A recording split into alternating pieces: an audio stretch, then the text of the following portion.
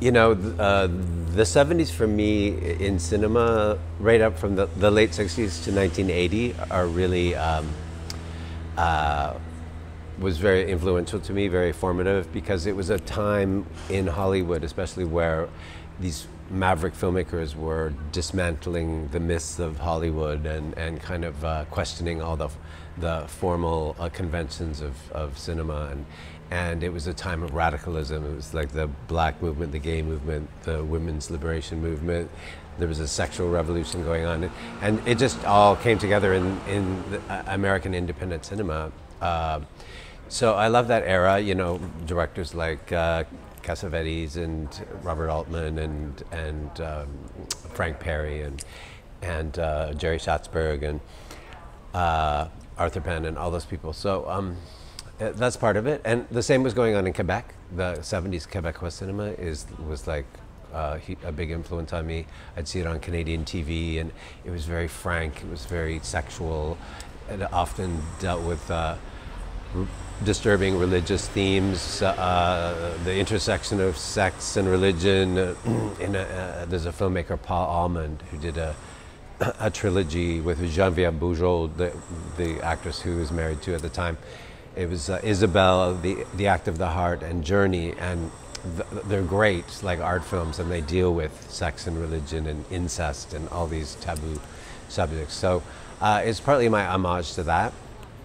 And then also, you know, I'm doing an updating of the Narcissus myth, and I wanted to do a contemporary, you know, version of it, much like, you know, I was inspired by the way Cocteau did Orpheus, you know, Orphée.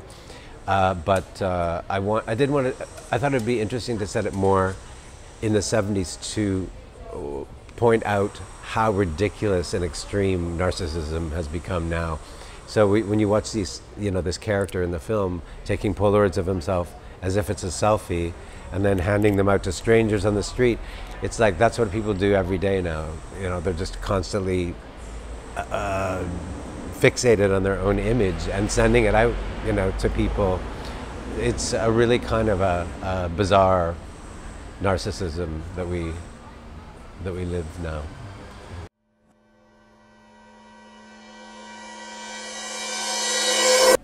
I mean, the genesis of the film was twincest. So twincest is like a taboo it's kind of the most socially acceptable form of incest in a way, because people can understand why identical twins would have some kind of erotic charge between each other. So that was the genesis. But then in terms of the narcissism, you know, there's different kinds of narcissism. So I was kind of getting at where the genesis of what is happening now, you know, what was the genesis of it. And there's two kinds of narcissism in the film. There's the obvious narcissism of the twin looking for his double and being infatuated with his own image, because there's a void in him. He senses, he doesn't know he has a twin, but he senses there's something missing, and that's why he's constantly, you know, gazing at his own reflection. And, you know, that's kind of an understandable kind of narcissism. There's another kind of narcissism that's exhibited by the mother, Beatrice, and the priest, Father Andrew, which is merely that they, you know, with all this hedonism of the late 60s and 70s and drugs, and I mean, both the mother and the priest take drugs. She smokes pot. He takes some kind of weird, you know, whatever it is, amphetamine and you know, they're both characters who are so self-absorbed and into their own desires, their own selfish desires, and they do things that have consequences, severe consequences for everyone around them, and they don't even understand the implications of you know, how their self-absorption is negatively affecting other people. So that's another kind of narcissism. It doesn't have to be a literal, you know, gazing at your own image. It's just a self-absorption and a kind of solipsism. And I think that did start, you know, back then. I mean, even collectivism had a certain selfish aspect to it. You know, people leaving their families and people, you know, it was an experimenting. It was all in the spirit of experimentation, but I think that's where it kind of started. And you know, the revolution, the sexual revolution of that era, kind of the whole spirit of revolution kind of ended badly in the late '60s and '70s. That's where the reality of it came in, and with gays, like in the '80s with AIDS. I mean, so you know, the kind of narcissism we have now is unprecedented.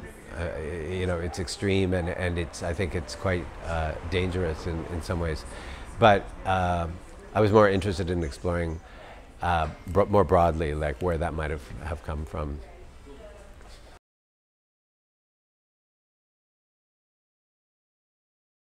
Yeah, you know, I'm much more of a Freudian than I should be. I'm a kind of strict Freudian, and I was thinking a lot of his concept of family romance. So, you know, Freud believed that within the nuclear family, there's all sorts of sexual tensions between, you know, these people who are in this kind of cloistered environment, the nuclear family.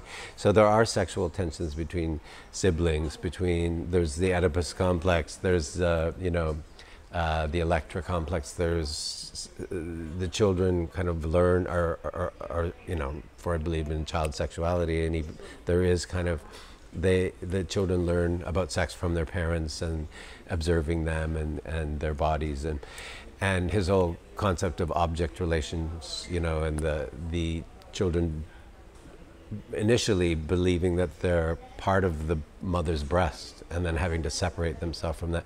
So, but in terms of the sexual tensions within the family, I was kind of like, the film is almost a parody of taking those to an extreme degree. So you have so much incest going on. You have not only the twin boys, but you have the mother and her lesbian lover.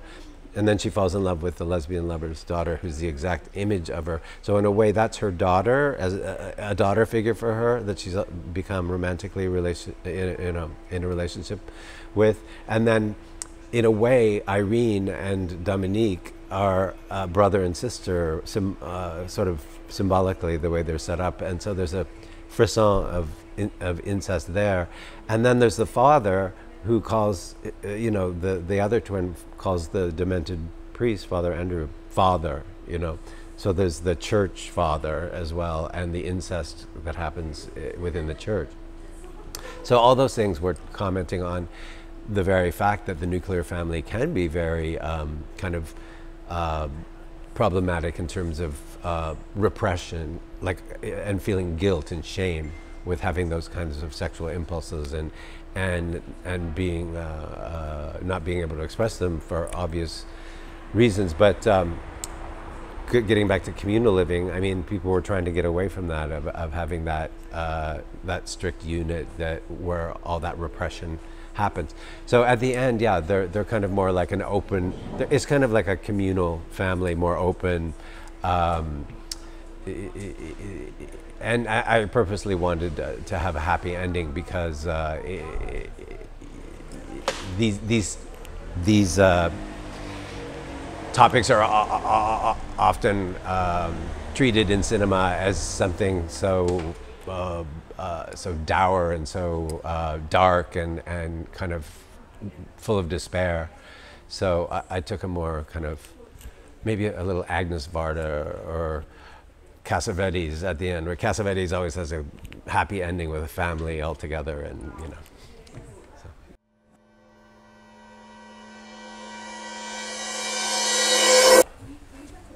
Well, the idea of the corruption within the Catholic Church and the abuse, priest abuse, is become it's so ubiquitous. I mean, there's so many films have been made about it, and I didn't want to focus on it. You know, as the main focus of the film. In fact, the whole representation of Catholicism in the film, for me, is based. I was born a Christian, but I don't practice religion, and I was born a Protestant. But the Catholic Church, as a gay man, always has had an appeal because it's so campy and so extreme, and with the like like Fellini in Roma, you know, the Catholic fashion show, you know. And also, it's very gay. I mean, there's a very strong gay element within the Catholic Church. So but it's all from my imagination. Like my representation of Catholicism is taken from my imagination, from watching it in other people's, in cinema, you know. So I was thinking of Pasolini and Salo, for example, or I was thinking of the Devils, you know, Ken Russell, how it's portrayed in popular pop cinema, you know. Yeah, but for me, I mean, it was about paralleling, like we said, the family, the church family with the father and the son, and the mother's family, and it's a real kind of binary there. So you have the twincest is reflected in both. You have the kind of problematic relationship between father and son and mother and son. It was kind of this idea of presenting the church as a corrupt family, just as the nuclear family can be a kind of repressive environment. The reason that all that kind of sexual abuse goes on in the church is because they're kind of separated from the other sex, and it's like jailhouse sex or something. It's like they're put in a position of temptation in a strange way, because they're expected to repress all these desires. So, you know, not to excuse the behavior, but just to make a parallel of that with the family romance within the nuclear family.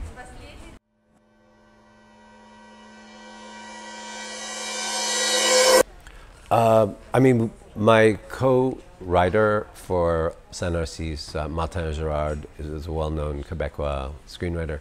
He and I worked on the script really hard and for years. I mean, we started developing it in, I think, 2013 or something. And so by the time we got to the script, the shooting script, it was very tight and very everything. You know, it's a film where reveals are made, and it's very plot-driven, and all these pieces kind of fit at the right place. So, so in a way, it was quite set in terms of the actual script. But for the actor, for Félix Antoine Duval, what was most important was his ability to create two distinct characters for the twins, and that was the creative challenge for him. You know, we worked on that really hard. He also, I mean, he was very open to ideas that were very foreign to him. Like, he'd never really considered this idea of twincest or you know, the idea of that there's kind of a strange love relationship between him and this priest who is has exploited him, you know. So it's a lot more complex than just, you know, what you read in the papers about sexual exploitation. I mean, there are nuances, and so he was super open to exploring that. He was very generous. He had a spirit of like real curiosity about the role, and yeah. So I think it was more about his openness to the part that was written, you know, that was already written.